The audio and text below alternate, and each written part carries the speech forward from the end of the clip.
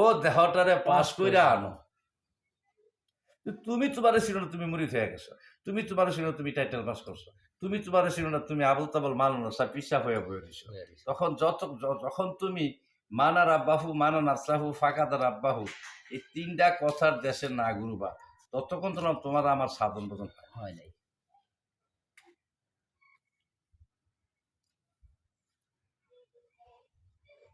এখন ঘুরে ভবন পায় না সেদন, জ্ঞান নয়ন না ফুটিল।